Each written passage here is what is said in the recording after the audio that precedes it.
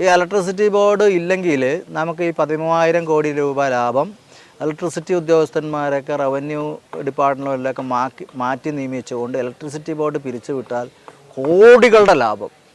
ആ ലാഭം ഉപയോഗിച്ച് എല്ലാ വീടുകളിലും സർക്കാരിന് സൗരോർജ പ്ലാന്റുകൾ അവരുടെ വീട്ടുകാരോടൊന്നും പൈസ വാങ്ങണ്ട, സർക്കാരിന് തന്നെ ചെയ്തു കൊടുക്കാൻ പറ്റും. ഈ എനർജി മുഴുവനും പാഴായി പോകല്ലേ. യൂറോപ്പിൽ ജർമ്മനിയിലും ഒക്കെ ചെയ്യുന്നത്, അവിടെ ഞാൻ വിൻ്ററിൽ പോയിരുന്നപ്പോൾ ഇത്രയും സൂര്യപ്രകാശം ഇല്ല. നമ്മൾ 6 മണിക്ക് പുലർച്ചെ 6 മണിക്ക് കാണുന്ന ഒരു വെയിൽ വിൻ്ററിലുള്ളൂ. അത് ഉച്ചയാകുമ്പോൾ പിന്നെ ഇരുട്ടായി.